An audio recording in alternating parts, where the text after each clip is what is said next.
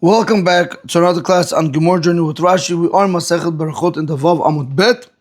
This will be part 13 of the Shi'ur and the final part for Daf Amud Bet. In the following class, we will be moving forward to Daf Zayin Amud Aleph.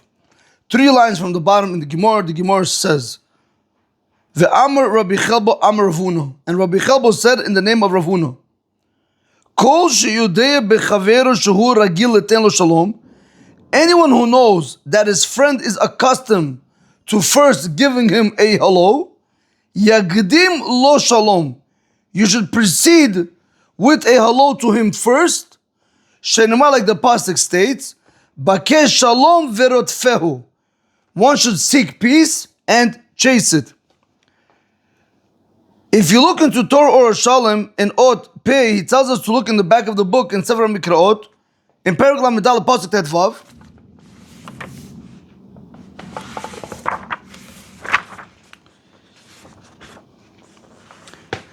The whole pasuk goes like this: Sur mira, stay away from bad, remove yourself from bad, v'asetov, and then do good.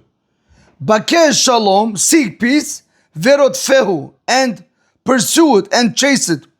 Now we need to understand, if you pay close attention over here, when it says Bakesh shalom verotfehu, it seems redundant. Because when you tell me I should seek peace, isn't that like the same thing, like I'm chasing peace? So why do you have to tell me over here, seek peace, and then chase peace? Just tell me one of them, either chase peace or seek peace. I don't need two expressions that teach me the same concept. Comes the Mefarish over here and he explains to you, he says, do you know what means Bakesh Shalom? Bimkumcha yeh bakashetecha la'asot shalom ben ish lechaver. In your place, in the place where you live, you should seek it to make peace between a man and his fellow friend. That's what it had to tell us, Bakesh Shalom. In the place where you live, you have to try to make shalom between people. When it says verotfehu, b'makom acher, this comes to teach us in another place. If David HaMelech would have only wrote in Tehillim, Sur mirav aseh tov bakesh shalom, without verotfehu, I would have thought to say that it's only in where I live. I shouldn't go out of my way to try to make peace. Now that David HaMelech says verotfehu, it's coming to teach you should chase it b'makom acher. So really it's not redundant. This obligates me to go out of my way, out of my comfort zone, and try to make peace in another part of the world. For example, Rabotai, I know of a very well-known case where there was a couple that were not getting along. And there was a rabbi from Queens, a very, very big rabbi from Queens. He was able to make shalom between them. So he actually flew out from here and he went all the way to Israel because he knew that nobody else is going to listen, that they're not going to listen to anyone else but him. So this is the pasuk. Bakesh shalom b'makom mecha, verotfechu b'makom acher. Same thing over here, Rabotai. When we're telling you right now, kol sheyodeh b'chaveru shehu ragil le'ten lo shalom, anyone who knows that his friend is always accustomed to giving him hello, yagdim lo shalom. You have a mitzvah to seek peace. How do you seek peace? Because remember, whenever you are approaching, when somebody's approaching you, and he always gives you hello, by you giving him the hello first, you show you care about him. You show you have interest in him. Automatically, it's in a way you're making peace between you and him. But imagine if you have two people, like say Reuven and Shimon. Reuven always says to Shimon shalom. And now the Gemara says, Shimon, next time you see Reuven, you be the first one to say shalom before Reuven even tells you shalom. So imagine if Reuven always tells Shimon shalom, and Shimon always, waits for his shalom. Do you know how Reuven is going to feel? Why do I always have to initiate the hello? What, does he not want to speak to me? So that's what comes to the Gemara. The Gemara says, From where am I going to learn it? Bakesh shalom verotfehu. Go ahead, seek peace in your place and chase in another. How do you make peace with a friend that you already know? By trying to go ahead and tell him hello first. When you initiate, when you show interest in that person, Rabotai, automatically you make this bond, this connection with that person. You know, a lot of times you have people that come to shul, right? And strangers. You know, people overlook them. You know, they just come in, they sit down, you know, until they find the sitter, the whole davening is already finished. You should never overlook these people. Once they walk into shul, show them and smile. Hello, how are you? Can we get you something? The coffee station is there. This is here. Can we get you a Russian sitter? Can we get you this? Can we get you chumash? Show them that you care, because that is one of the biggest ways you can actually bring people back to Hashem by this person. I'll think, look, he cares about me. He doesn't even know me. So that is in a way over here. But over here it's a little bit different. Why? Because this friend always tells you hello. So if you want to even strengthen your shalom, your peace with him, go ahead and tell him hello first. And now that will go ahead and make it your bond even stronger. A nice example of this would be, imagine a wife always calls the husband. All the time the wife calls the husband. The husband never picks up the phone and calls the wife. So what does the wife think? My husband doesn't have time for me. He doesn't love me. But imagine that one time that the husband went out of his way and made that phone call, or he sent that text message. It means the world to them. It just strengthened their bond. Same concept over here. If you know your friend is accustomed in giving you shalom, give him shalom first, because we learned it out from the pasuk, seek shalom v'rodfehu. Bakesh shalom v'rodfehu. Seek peace and chase it.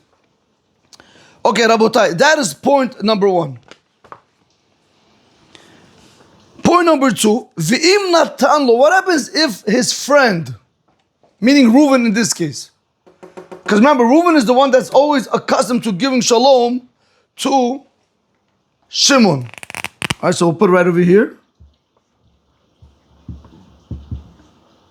He's ragil, he's always accustomed. So the Gemara said, Shimon, since Reuven is always accustomed in giving you shalom, make sure you proceed and give him shalom before he gives it to you. What happens if for whatever reason, I don't know, Shimon spaced out, or he was on his phone, whatever the situation was, and now Reuven told Shimon, shalom, hello, how are you? And Shimon did not reply back. V'im natan lo, when it says in the Gemara, and if he gave him shalom, meaning if Reuven gave Shimon shalom, v'lo hichzir, and Shimon did not answer back, he did not reply back with a hello, how are you? Nikra gazlan, he's called, Shimon is called a thief. So let's see those words inside the Gemara.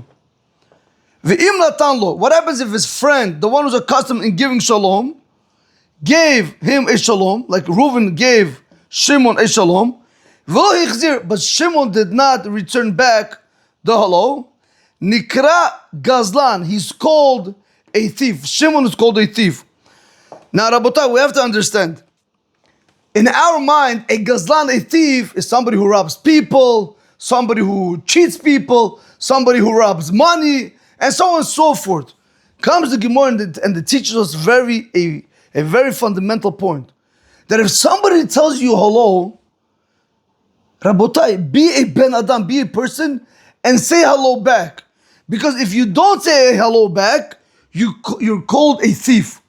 And now, in our day and age, unfortunately, you see this a lot, where brothers or family members or husbands and wives, after, they have, difficulty, they have divorce, or they have financial problems, or because of money they argue. So now when one brother wants to come to the other brother and tells him shalom, he wants to be a tough guy. I'm not saying shalom. I'm going to teach him a lesson. What lesson? You're a gazlan. What lesson? It's your brother. Or sometimes you have a husband and wife. Unfortunately, whatever it might be, they got divorced. They broke up. So now the husband comes and he tells the wife, hello, how are you? She ignores him. Rabotai, why? Why ignore? If somebody tells you a shalom, hello, and you did not reply back, you're called a thief. You just stole from the person the one thing that he had at that moment. Now, Rabotai, we're going to learn this from a pasuk, from this pasuk, va'atem be'artem et hakerem, Gazalta ha'oni bebeitechem. It's a very beautiful Rashi.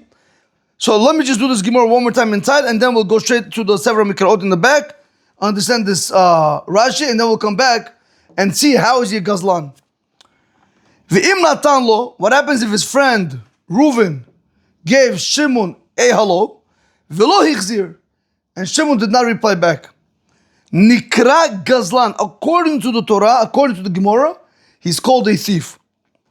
Shenimar, like the pasuk says, "V'atem be'artem hakerem, gezalat ha'oni bebetechem." Let's see this pasuk in the back of the book in Sefer Mikraot. If you look into Torah or Shalom in Ot Tzadik, it tells you go back to the back of the book in Perek Gimel pasuk Yud Dalet in Sefer Yeshaya. Let's go over there.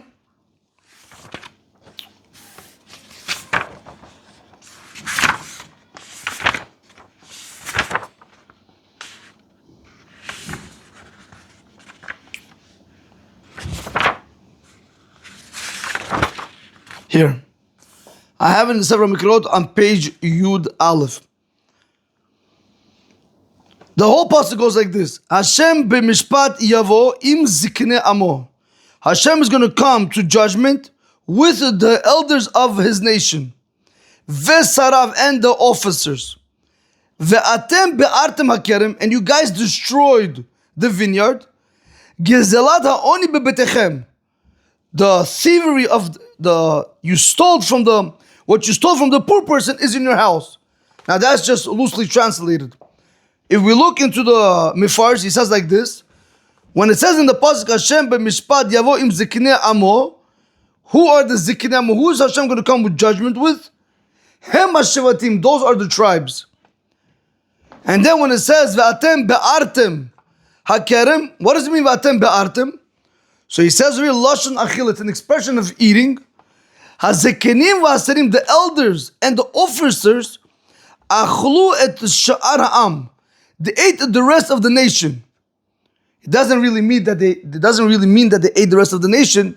It means basically that they took from them. Gizelat ha'oni, lo chastam af al ha'oni, you guys didn't even have mercy, you didn't care even on a poor person. V'gizaltem oton, you stole from him. V'hine adan ha'gizela bebetechem, and still the object that you stole is in your house. V'lo chizartem lo, and you did not return it back to the poor person. So let's do this pasuk one more time inside. Hashem b'mishpat yavo im ziknei amo v'sarav. Hashem is going to come to judgment with the elders and the officers. Who are the elders? Those are the tribes. V'atem be'artem hakerem, and you went and you destroyed. What does it mean you destroyed? You went and you ate the vineyard, meaning the elders ate the vineyard of the rest of the nation. Gizelata oni bebetechem. This that you stole from the poor people is still in your house. Now, when we're going to go back into Rashi, in Daf Vav Amud Bet, Rashi says in Dibra Matchil, Gizelat ha'oni. Rashi has a problem. He says, I don't understand. V'atem be'artem etaker, and you guys have destroyed the vineyard, or you have ate the vineyard. Gizelat ha'oni bebetechem. This that you stole from the poor person is in your house. One second. Doesn't make sense. Why does the Torah have to teach me over here? Why does the pasuk say in Yeshaya, Gizelat ha'oni? That what you stole from the poor person is in your house. I don't get it. And I don't get it. If a person went ahead and he stole, and if a person stole, if one stole from a rich person, what is that considered to be Gizelat Ashir? Over here it says that Gizelat ha'oni, you went ahead and you robbed the poor, and what you robbed from them is still in your house. Yeah, I don't get it. Why Gizelat ha'oni? Why didn't you tell me Gizelat Ashir? You could have also said V'atem be'artem etakerem Gizelat Ashir bebetechem. The thievery, this is what you stole from the rich people, is in your house, because stealing from the rich is also thievery. Stealing from the poor is thievery. Stealing from the rich is thievery. So Rashi doesn't understand, why did the pasuk have to tell me read Gizelat ha'oni specifically?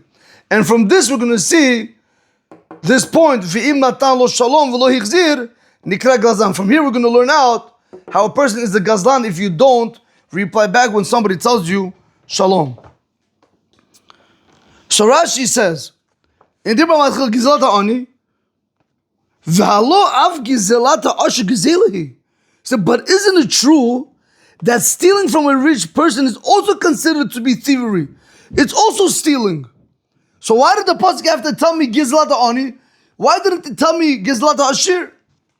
Ela, rather, you know what Yeshaya, the pasuk Yeshaya was coming to teach us?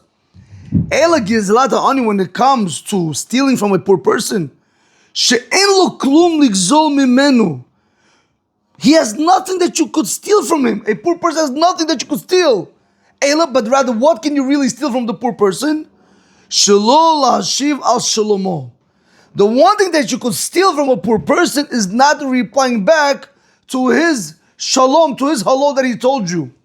So we see from over here, why does it say in Yeshaya, Gezelata on and not Gezelata Ashir? Because this is considered to be thievery, and this is thievery. Because Yeshaya wanted to tell you, from a poor person, you can't steal anything. A poor person has nothing to steal from. But the only thing you could steal from a poor person is the shalom that he gives you.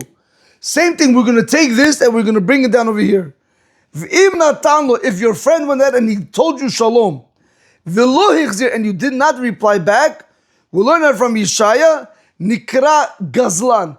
Just like the poor person, when he tells you shalom and you don't reply back, you're called a thief because that's the only thing you could take from him because he doesn't have anything else to steal from. So we're going to apply this to every other person now also. That's why the pasuk, that's what the verse, that's what the Gemara says, V'im natan lo v'lo hixzir nikra gazlan. So Rabotai, let's do that rashi one more time. Gizlata ani, v'halo av gizlata asher gizelihi. Why do you have to stick with the words of gizlata ani, that you're stealing from a poor person? But isn't it true that stealing from a rich person is also stealing? Ela, rather, why did Yeshaya have to keep the words Gizelata Ani? She'elo klum ligzol mimen, because he has nothing that you could steal from him. Ela, but the only thing that you could steal from him, Shelo lahashiv al shalomo, not to reply back on the shalom that he gave you. Use that principle now over here. And that's what he said over here. V'im natan lo v'lo hixzir nikra gazlan. If your friend told you shalom and you didn't reply back, you're called a thief. Shenemar v'atem be'artem hakerem, and you guys have destroyed the vineyard. Gizelata oni bebetechem. What do you mean gizelata oni? What about the usher? No, because the only thing you could steal from a poor person is his shalom. By not replying back, when he told you shalom and you didn't reply back to him shalom, you just stole that from him. So Rabotai, from here we see that one who does not reply back is called a thief.